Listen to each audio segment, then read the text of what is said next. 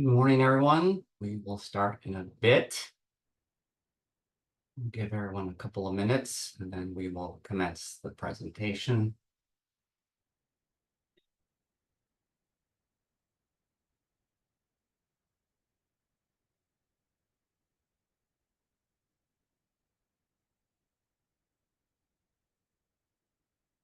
Before we get started, friendly reminder to please mute yourself.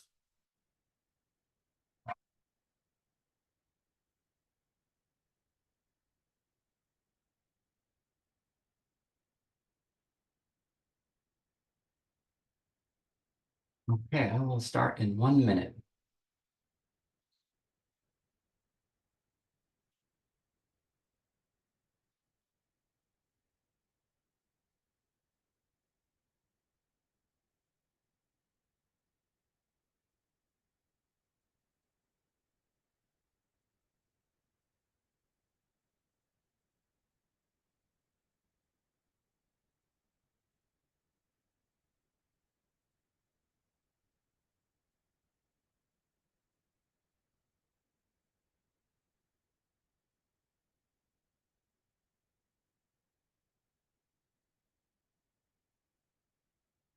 Okay, we have critical mass, and it's 10:02, so I will begin the webinar. Good morning, everyone. Welcome all to today's webinar, part of Enterprise's Summer ASIC webinar series. This is the second in the series entitled Demystifying ASIC GHGs. I'm Alejandro Huerta with Enterprise, Senior Program Director. Before we get started, a friendly reminder that this is being recorded and the recording will be posted on the Strategic Growth Council YouTube channel, and the slides will also be sent to registrants. In addition to that, you will be able to ask questions during the course of this webinar via the chat. So if you do have any questions, my colleagues from the Enterprise group will be able to respond to those questions in the chat in real time. And if we run out of time toward the end, there will be a Q&A where you will be able to have those questions answered as well. So with that said, welcome again, everyone. Alejandro Huerta. We are going to begin with a brief overview of who Enterprise is and what we do. So we are a national affordable housing nonprofit. I'm based in Southern California. The rest of my colleagues are spread throughout the state in Northern California, the Bay Area, and Central Valley. We are the primary contractor for the Strategic Growth Council. On this ASIC season, we are the primary technical assistance providers along with a host of subcontractors. And in that capacity, we provide TA to TA recipients. We have been working on ASIC since the very beginning. We operate, as I said, statewide. Our track record with providing technical assistance on ASIC is strong. In the latest round, we worked with about 2/3 of all the successful ASIC applicants. And with this, I also wanted to thank the Strategic Growth Council, who funded this webinar series. And through their generosity in funds and this contract, we are able to provide the technical assistance as well as these webinars and any other learning materials that are critical for you to understand AHSC. So today I'm going to provide 4 major points, which is 1, explain the Affordable Housing Sustainable Communities Program as it relates to the GHG goals set out by the state of California. And then I will also give a brief overview of the ASIC scoring in order for you to understand the context in which the GHG score is placed. And then I'll delve into ASIC GHG 101. And within that, I will go into the 3 major subcategories of scoring in terms of the ASIC GHG score, which are transit, housing, and active transportation. And I've listed those in order from most impactful to less. And then finally, we'll have next steps in terms of what if you as a prospective applicant may do if you wish to apply to ASIC in this upcoming round.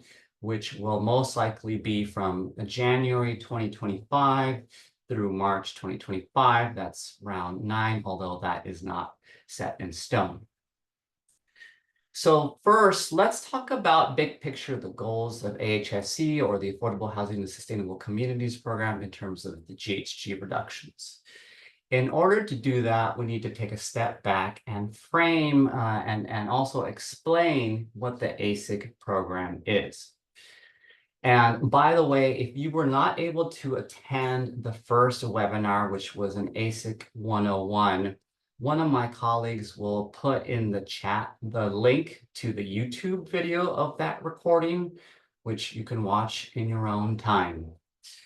So AHSC, what is it? So AHSC is one of the California Climate Investment Programs. The acronym is CCI, which in turn, all of these programs are funded by the Greenhouse Gas Reduction Fund, which is funded by the cap and trade auction proceeds from the state of California, as you can see in this diagram. Now, what's important to note here is that 20% of that GGRF fund is specifically allocated to the Affordable Housing and Sustainables Community, AHSC. And it's important to keep that in mind because thankfully, up until thus far, at least, it is not touchable by the legislature. And then in addition to that, there is this continuous 20% until the end of this decade. So for those of you who are interested in AHSC, maybe not this round, but in future rounds, we have until at least the end of this decade in terms of that 20% funding toward AHSC. So in a nutshell, as shown in this diagram of a real awarded project, is AHSC requires you, housing developers, to partner with transit agencies and public partners in terms of public works or transportation departments to create one holistic, cohesive application that funds both and all of those elements, the housing and the transportation projects together, in order to reduce greenhouse gases. That's AHSC in a nutshell.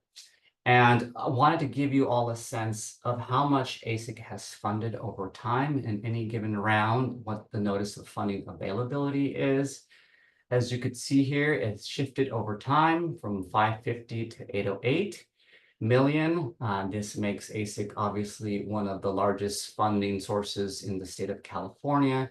And also because of that 20% allocation till at least the end of this decade, one of the most viable and sustainable. Through its inception to now, AHSC has awarded a total of $3.2 billion and reduced a lot of greenhouse gas emissions. And so we should be very proud here in the state of California to have such an innovative funding program. So again, in a nutshell, what is AHSC Fund? And if you want to get into the details, my colleague will put a eligibility guide in the chat, which spells out, if you are interested in applying to AHSC, what some of the major criteria are for applying. But in a nutshell, AHSC primarily funds affordable housing, public transit projects, active transportation projects, in other words, bike and ped projects.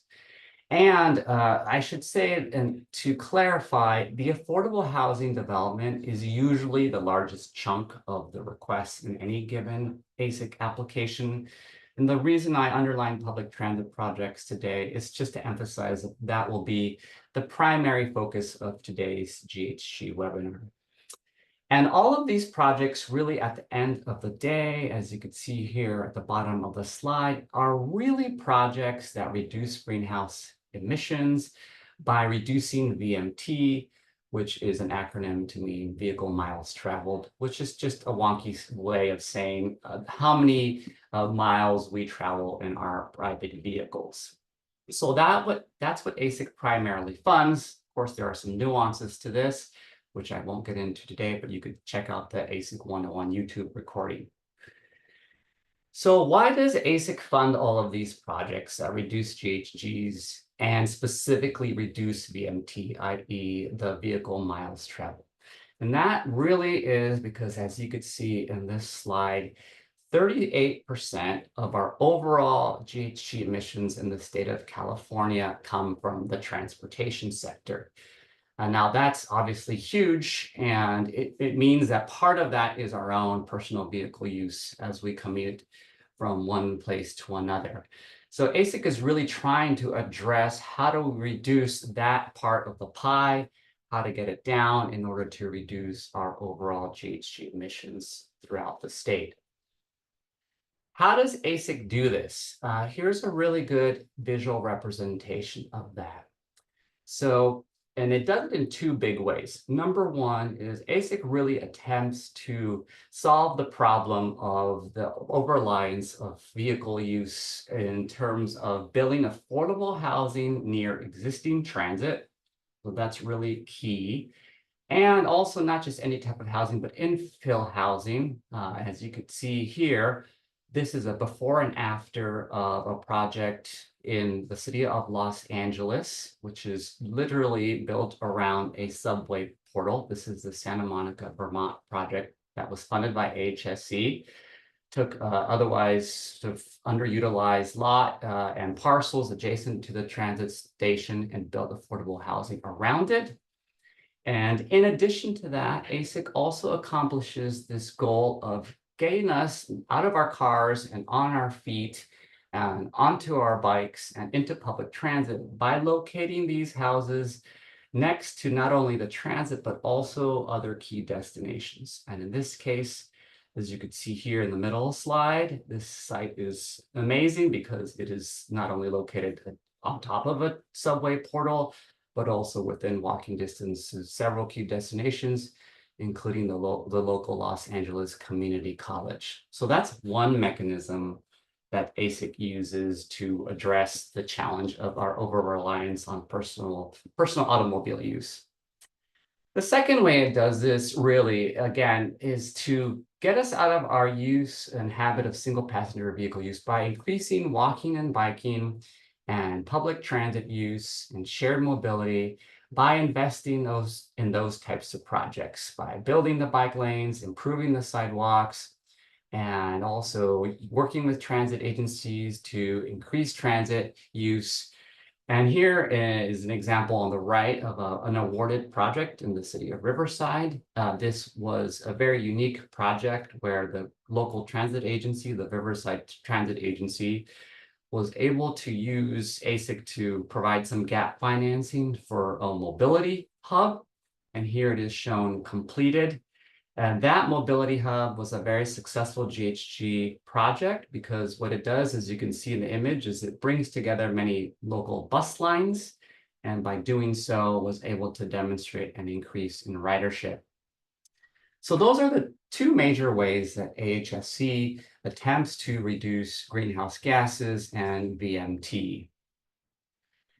So now I'm going to segue a little bit into the scoring of ASIC, and I'm going to show you all of the points that go into an ASIC application.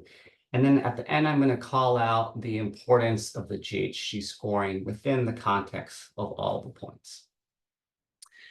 So first, there are what are called quantitative policy points in ASIC.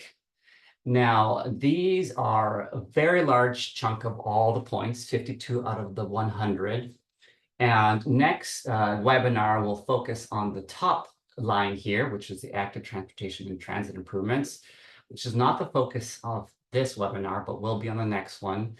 But all to say is that all of these points together are really critical. And in any ASIC application, the name of the game is to try to maximize the points.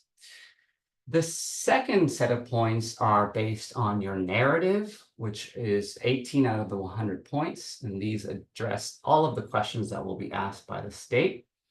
And then lastly, today's presentation focuses on the GHG points, which are broken up into these three subcategories.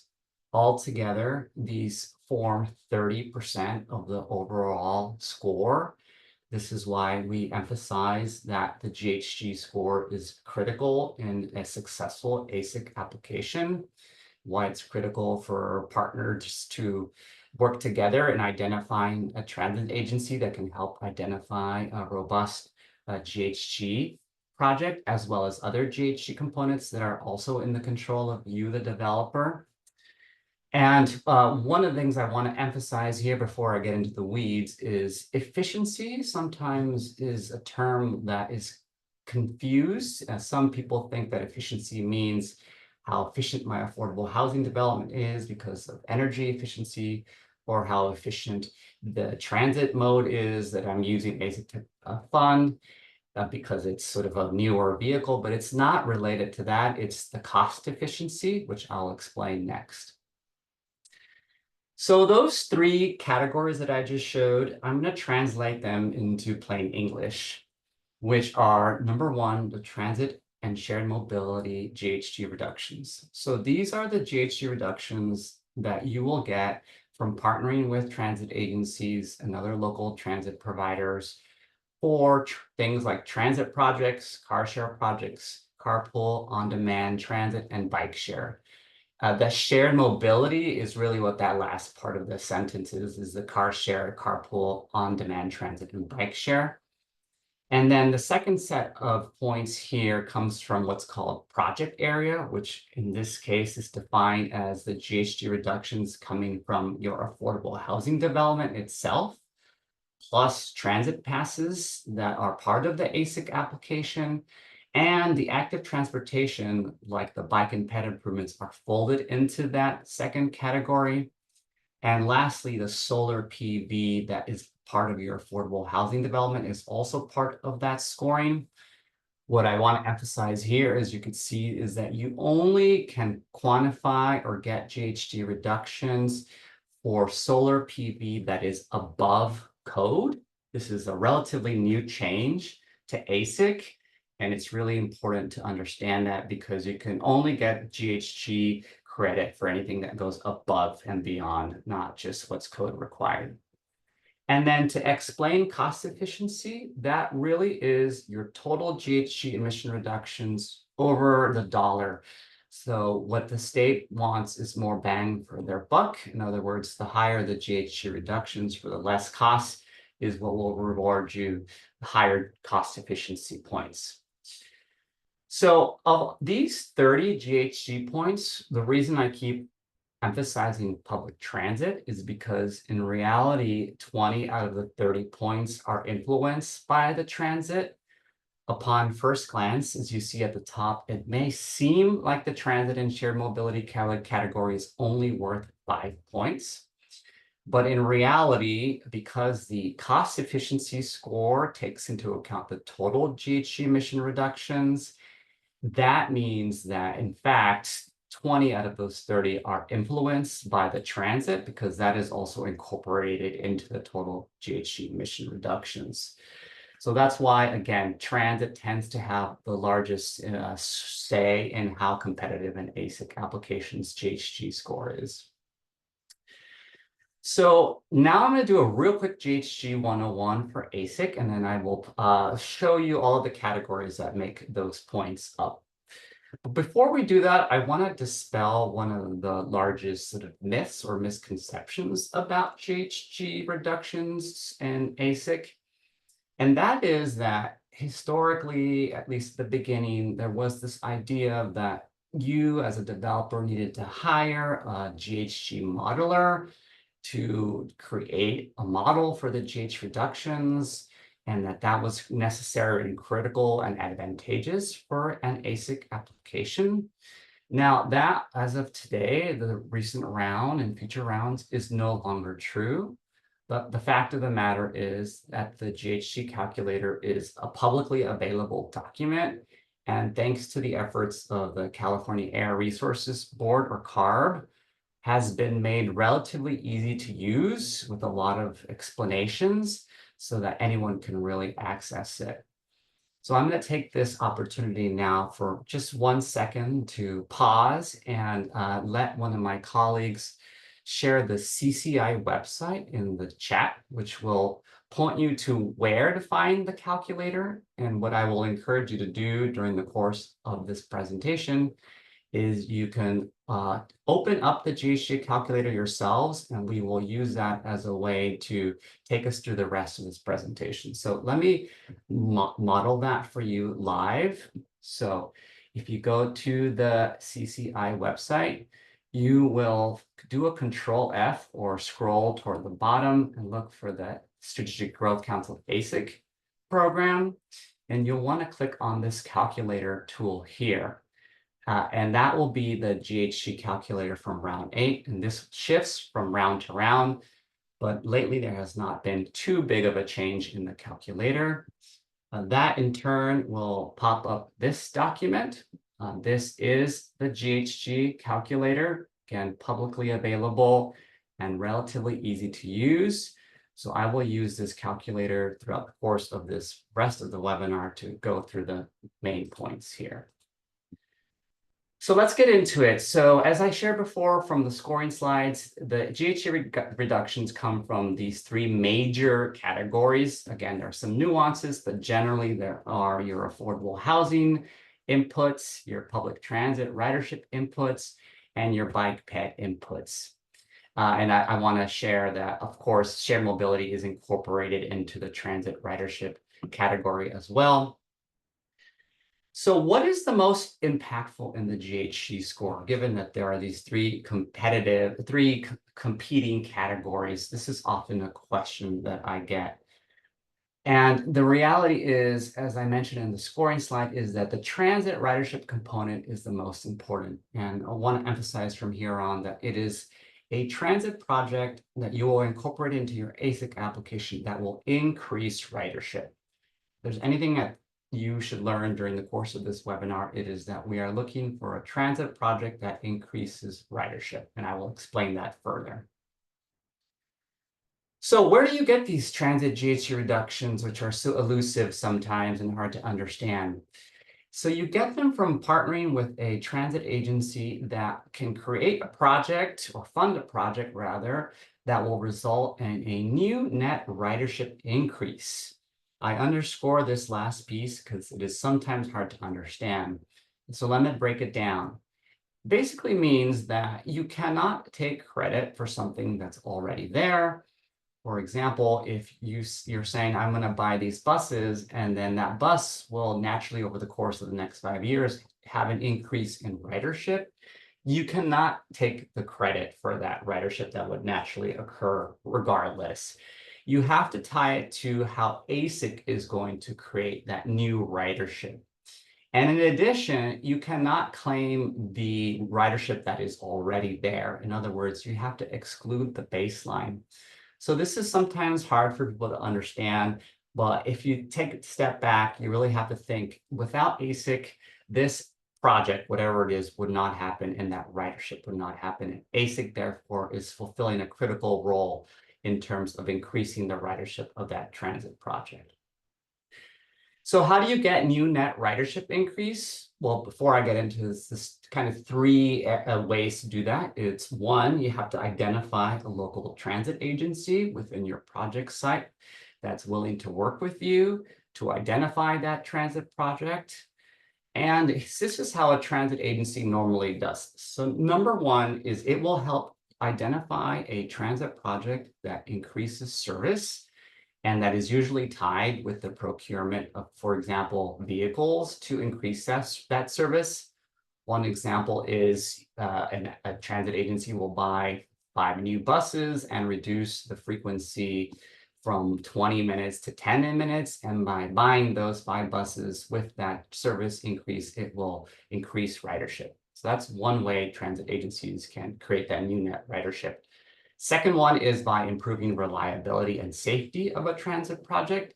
This is a little bit more abstract and harder to understand, but one example is if there is a subway system that has outdated tracks or not enough tracks, and therefore that is causing delays, etc., that means that system is not reliable. And so if AHSC is used to fund track improvements or create even new tracks in the case of other heavy rail, then that is going to make that system more reliable, and therefore, if the agency can demonstrate it, potentially increase ridership.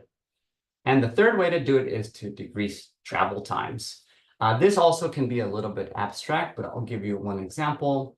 Here in the city of Santa Ana in Southern California, we work with the local commuter rail to create a new signal respacing project, which by sort of respacing the signals meant that the trains could travel faster and therefore decrease the travel time between all the stations. And by doing so, the agency was able to demonstrate that that would increase ridership. But there's a catch here, and if you missed the ASIC 101, this is something you want to look at. As in all things real estate, you have to be in the right place at the right time, meaning that these transit projects have to be partially or entirely within the 1 mile project area. Here's an example of one. There's some nuances as shown here in the second point. Any of the active transportation projects, specifically ped and bike improvements, can extend beyond the 1 mile gray area shown here, but there must be an entrance somewhere within the project area. And then thirdly, for fixed transit routes, if you want to use ASIC to fund some improvement to a bus line, for example, tied with that service increase, that route needs to have a stop or station within the project area. So that's really critical to understand.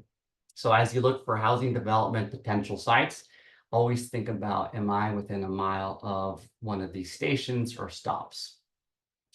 And lastly, your project has to be operational in 5 years. This applies not only to the housing development, but also to the transit project. Now that is spelled out in the guidelines from round 8. So whatever transit project is being proposed, it has to be up and running within the 5-year timeframe of award. So I'm going to now show us the GHG calculator and show you what can be funded and quantified with ASIC. So basically, there's 2 big chunks, which I've shown you before. One is vehicles. That's obviously the most common thing that's funded with ASIC. And there's other stuff, which I'll explain. Whatever it is, you have to show the ridership increase. So now I'm going to toggle to the calculator here, and you can see this for yourselves. So on the bottom of the calculator, there are all the different GHG scoring components. So if you toggle to the transit inputs tab and you go to these drop downs, you'll see, which is shown on my slide, all the different vehicles that can be funded through ASIC, ferry, heavy rail, light rail, local bus, etc. So that is primarily the biggest chunk of things that could be quantified in the transit inputs tab. And so keep in mind that once you click one of these, for instance, heavy rail, whatever you need to quantify those emissions reductions will be shown here in these blank fields. And I'll go into that in a little bit more detail later.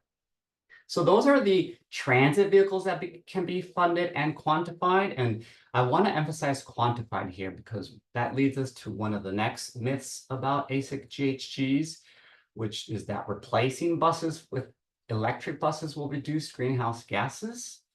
While, of course, it is always a good idea, and there's a state mandate to replace our old polluting diesel buses, for example, with new ZEV buses, electric buses.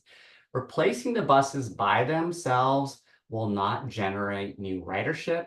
Remember, the whole premise of the GHG calculations in ASIC is generation of new net ridership.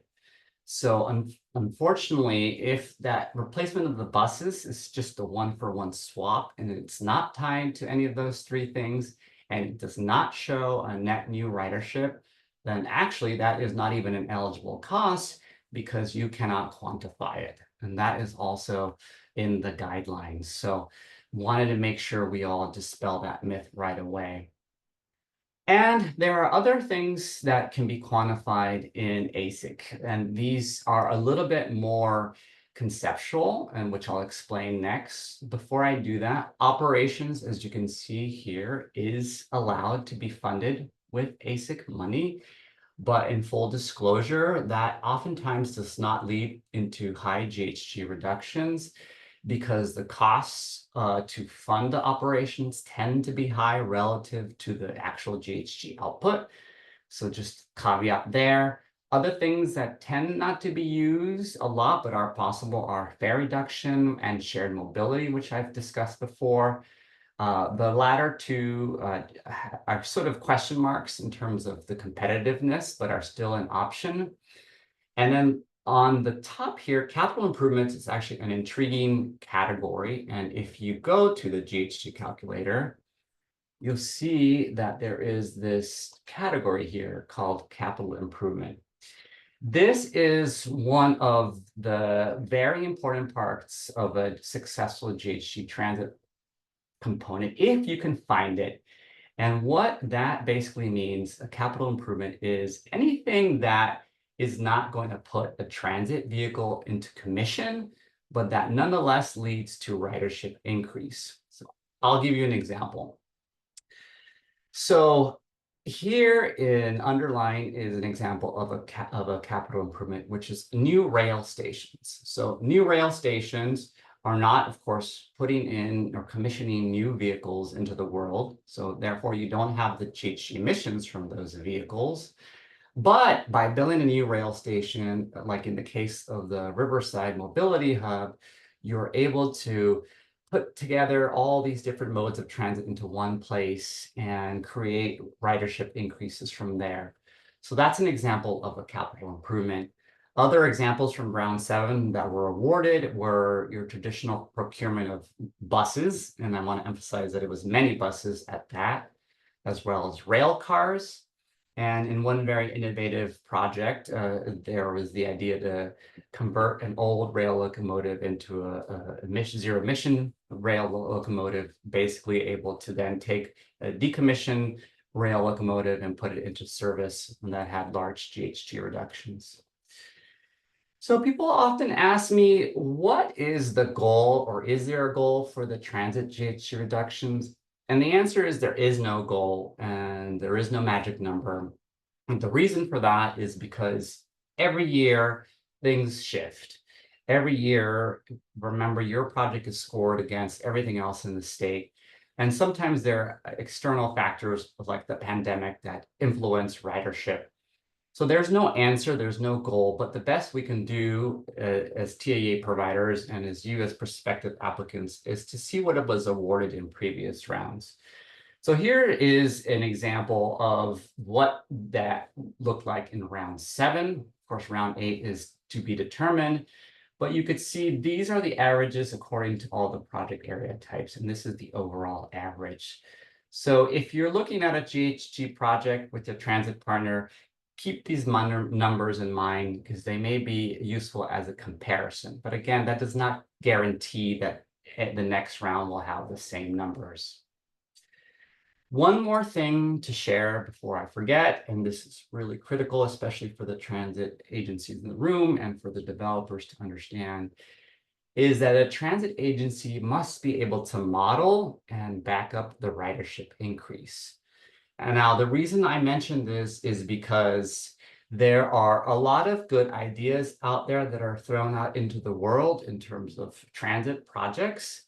The problem is that if a transit agency does not have a model to basically say, this is what this project will do in terms of ridership increase, and it can't back it up with calculations and supporting documentation, then that project is really not feasible or eligible from the AHSC GHG scoring perspective.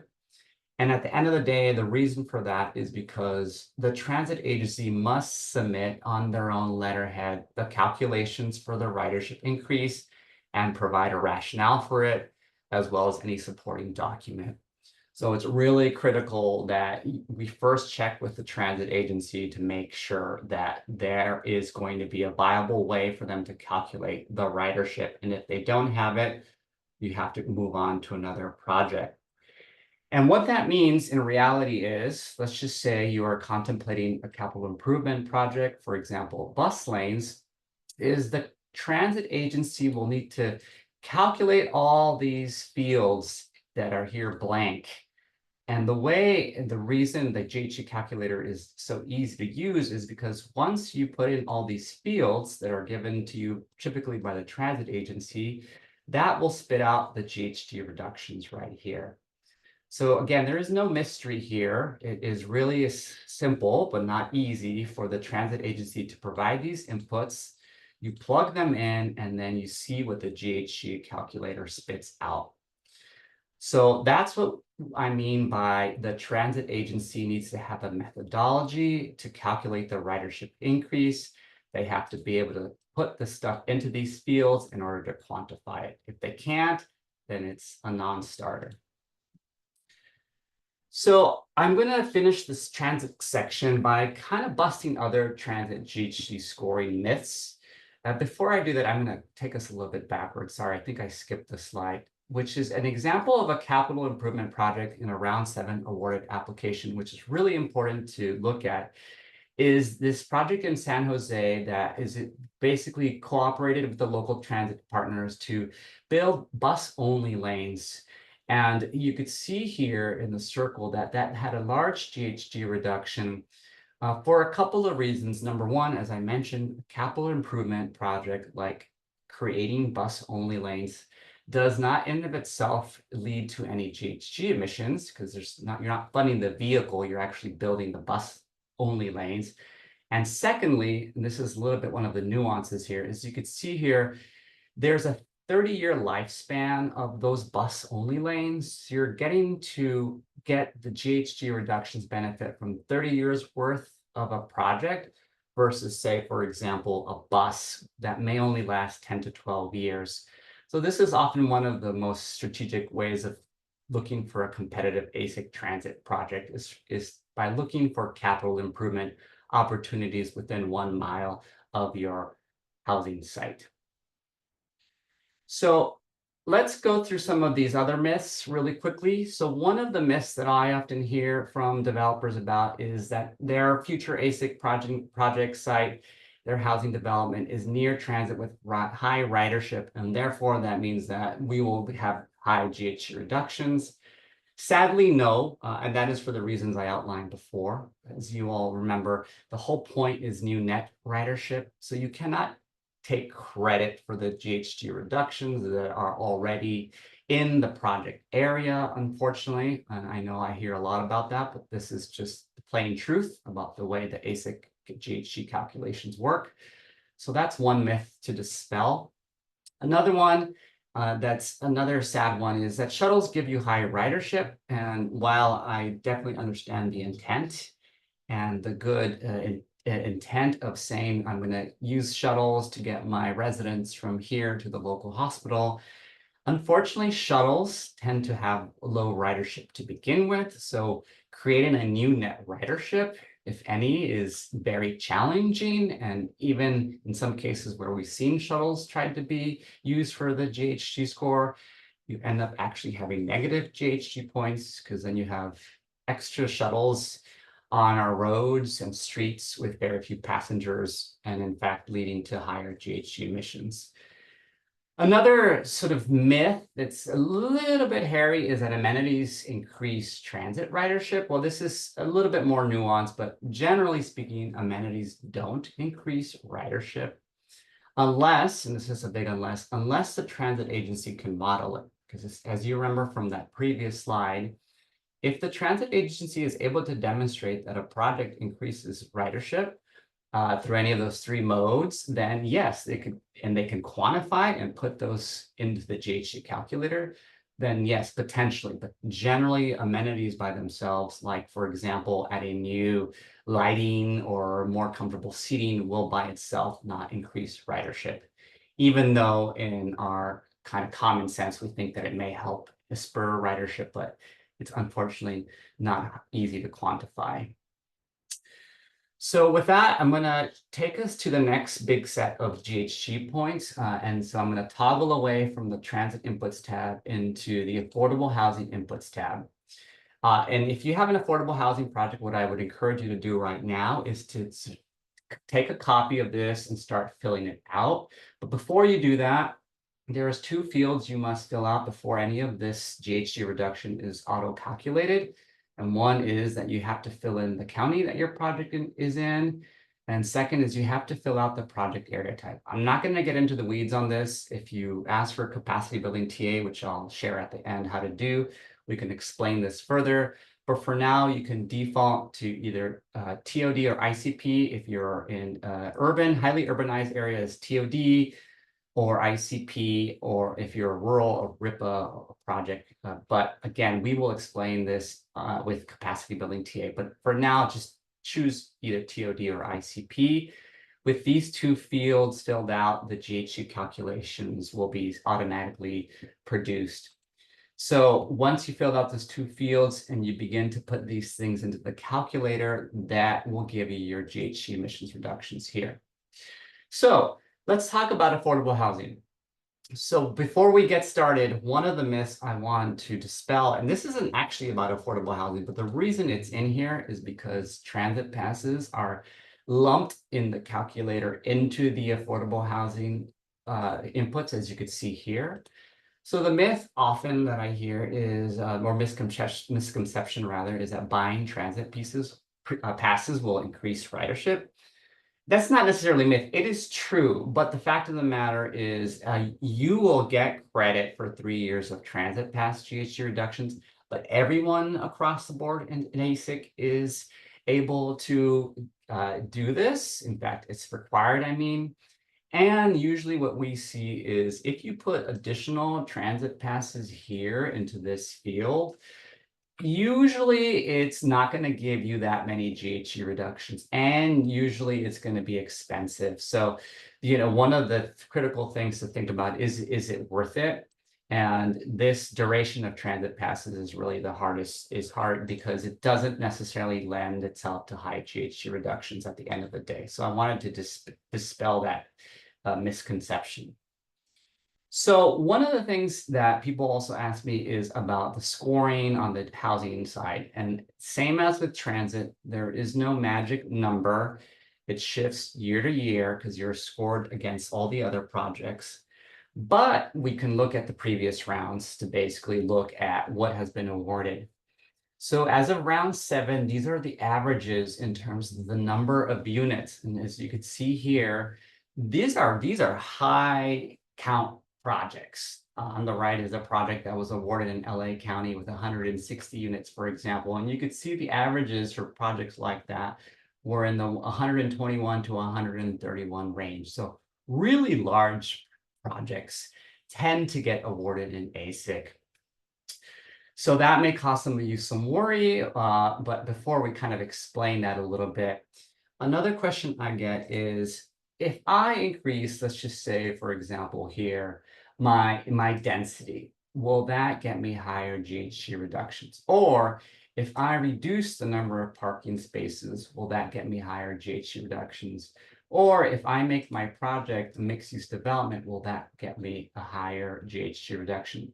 The answer is we don't know. All of these factors can contribute to your overall housing GHG output, but at the end of the day, it's case by case. So what I would encourage you to do is start filling in all these fields as best as you can, even if you're guessing. And basically you will get your GHG output here, and then you can play around with either reducing the number of spaces or increasing your density to see what, if any, difference that may make. There's a couple of tricky things here, which is that you will probably have some project in partnership with your city to do traffic calming measures within a half mile of the housing site. So you're going to click yes. And for employment density, this is a lot harder to really explain in the short course. So I'm going to refer you all to the user guide, which is here. If you click on the link up here, as well as if one of my colleagues can put in the video from the last GHG webinar that Carb did, that will also explain how to calculate your employment density. So once you have all of these fields filled out, you will get your GHG reduction, and then you can sort of see what happened relative to these last rounds awarded projects. So now we're going to kind of go to, sorry, Amala, this real big question about what happens if I have a project that has a lower unit count. Well, the reality is, as I said, these averages tend to be high, but there is a possibility of offsetting that lower unit count with a high transit GHG reduction project. But I really want to emphasize that it has to be a high GHG reducing the transit project. This was more easily done in past AHSC rounds, but it seems that this is harder to achieve now. So it's not a lost cause. In other words, if you have a project that falls below some of these averages, but you really must pair it with a really high transit GHG reduction. So let's talk about the last category of GHG points. And for that, we're going to look at the GHG calculator. So again, for a recap, if you just missed it, if you want to calculate your own GHGs, you're going to fill out your county. You're going to either put ICP or TOD. If you don't know what that means, just select one of them and then put in all your fields, and it will auto-calculate the GHG emissions reductions from your housing, your parking, and your transit. And then we talked about the transit improvements. So if you do have a transit agency that you're partnering with, they will need to fill out these fields. I'm going to really kind of skip over shared mobility because it's a relatively new field as of a couple of rounds ago, but these options are also quantifiable: car share, carpool, on-demand transit service, and micro share. And as I mentioned at the beginning, if you have solar PV above code, that can give you GHG emission reductions. And you will need a solar PV consultant to help you calculate the kilowatt hours per year to get what the GHG emission reductions are. Again, all of this is publicly available, and anyone can plug in the numbers themselves and see what the GHG calculator will spit out. So now we're going to go into active transportation, which is the last category of GHG scoring. This section is a little bit complicated, so I'm not going to go too much into the details of it. But as you could see, and this will be further explained in the next webinar, is all of these options here are eligible for AHSC GHG quantification. However, there is something that I have to share at the very beginning, which is that these inputs you can only get in partnership with your local transit provider, or your local public works provider, I should say, or transportation provider, which is normally the locality that your project is in, because only they can really determine what the ADT is. And in addition to that, it's dependent on your AHSC application in terms of what the length of the facility is. So everything here is spelled out, and that's where your locality will come in place. I want to just make one point here that only these things are quantifiable. And one of the biggest things to know is that a bicycle boulevard is really designed to have traffic calming measures for it to be quantified. So you just can't slap on a bike share. It's sort of paint to the road. You have to make some traffic calming measures. And then walkways can only be quantified if they are new. So I'm not going to get into the weeds on that, but this all to say is what the locality needs to provide from their public works or transportation or engineering department to get the GHG emissions reductions. So I'm going to start with some bad news, which is that a lot of people have this idea that bike projects, for example, are good GHG scoring projects. And the reality and the fact, unfortunately, is that bike ped projects have an overall very small GHG reduction impact on the overall GHG score, which I know is a bummer to hear. I know a lot of people think, well, my housing is going to be located next to this really rad bike path. And unfortunately, the reality is that when you look at the GHG calculations, the active transportation inputs tend to be so dramatically small that they're not going to make a difference overall in the total GHG scoring. So wanted to clarify that right away so that you don't sort of bet on a large, robust bike ped project for your GHG reductions, because unfortunately, those are going to be a minimal amount of GHG reductions that are not going to make your project overall competitive from a GHG perspective. That said, they are, the bike ped improvements, very important for the other points that I mentioned at the beginning of this presentation, which are the quantitative policy points. And that is the focus of our next webinar, which will be conducted by my colleague that will focus exclusively on how to maximize all those points that often are done in conjunction with your locality and the transit agency. So please register for that webinar if you haven't done so already. So rounding this out in the last 10 minutes on next steps. So one of the things I've mentioned since the beginning is that there is a TA available. So if you navigate to the SGC website and go to Round 8 resources, and in the chat will also be a link for the capacity building TA. For all of you that are interested in this, what this looks like is that you will fill out this intake survey that's put in the chat. The state will determine whether you're eligible for the capacity building, which basically means free technical assistance from here until the beginning of the next round. The goal of the capacity building is to help you assess whether you have a viable project for round 9. And if you do, the capacity building TA team will help you identify all these critical components, including working with the local transit agencies to see if there is a competitive transit GHG project, for example. But you have to fill out that survey, and then you have to hear back from the state as to whether or not they will consider you for that technical assistance. So really encourage you all, if you have any sense of a potential project, to get on that survey and fill it out ASAP, because this goes through till the end of the year only. Just to clarify, this will be provided by the state technical assistance providers, and it is not meant to help you directly apply to the application right now. It's really meant to help you prepare for the next round of AHSC. So upcoming webinars, really excited here. As I said, on August 7th will be our active transportation and local transit webinar. Please invite your local public partners to that one.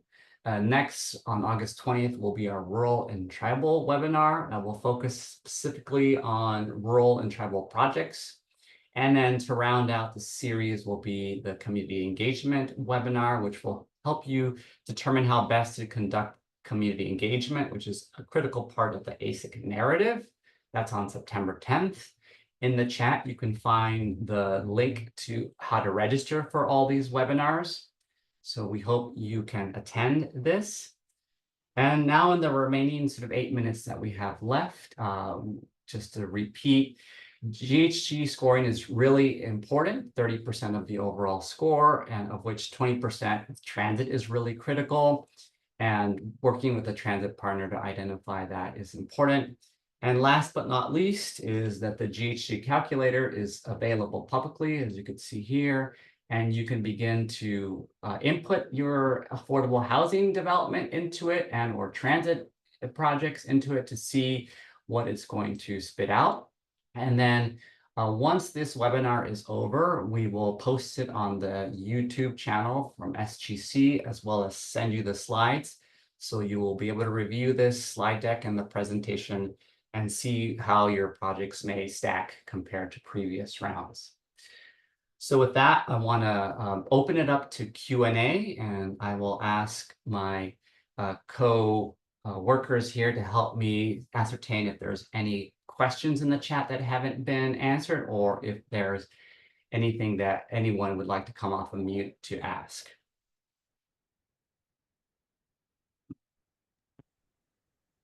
Alejandro, I did just notice there is actually a question in the Q&A function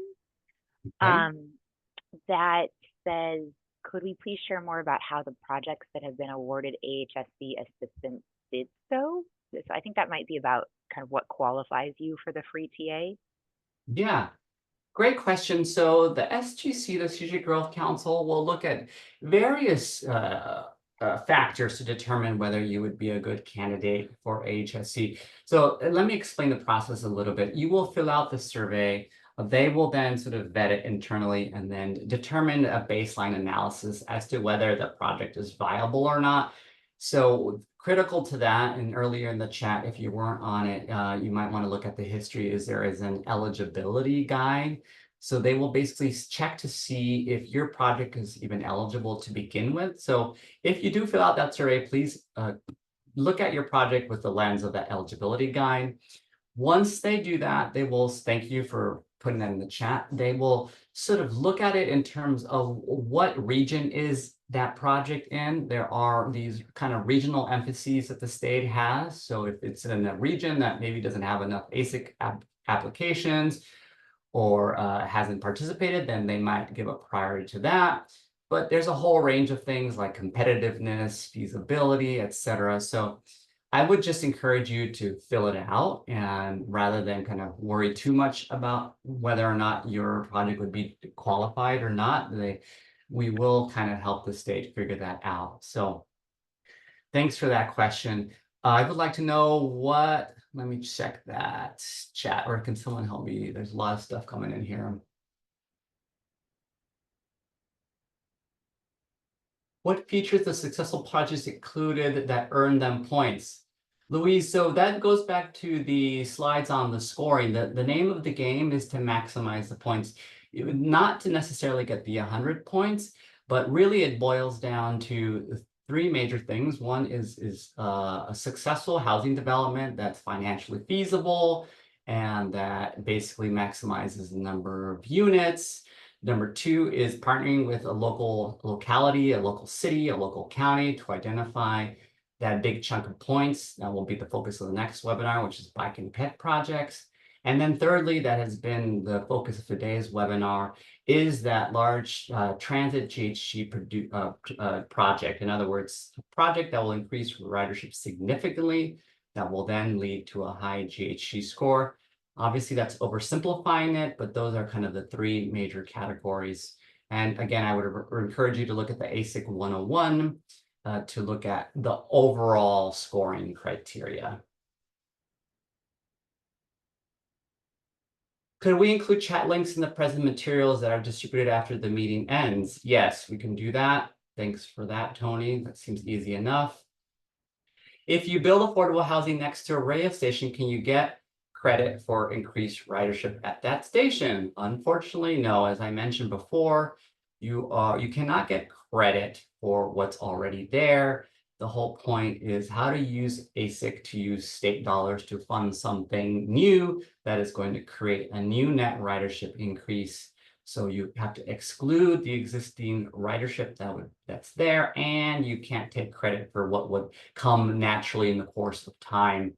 So what you're looking at is an ASIC funded project that will create that new net ridership increase. Yes, Matt, the track replacement is something that has been done and proposed. And to be more precise, someone perhaps from my team can respond better to this, but there was a BART track, a double track project, a extension of a track. So maybe that's not replacement per se, but other things that have been contemplated are double tracking. So maybe I misstated it, but I apologize. Not necessarily track replacement explicitly, but track related projects. Yes, that has been a real project.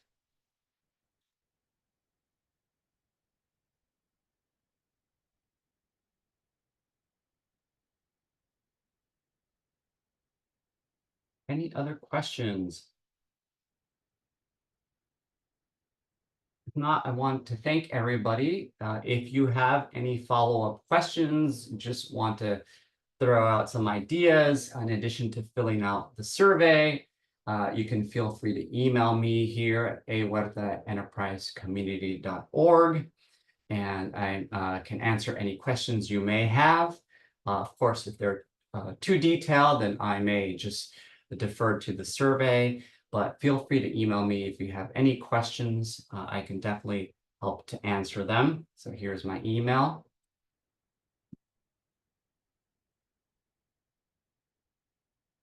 Any other questions that have not been answered? Okay. Well, thanks everyone. As I said, our next webinar will focus on active transportation. Please invite your local public works transportation departments to that. It'll be a good one, and it'll be very informative for the sort of very important chunk of points. And with that, I will let you all have a good rest of your days. Take care.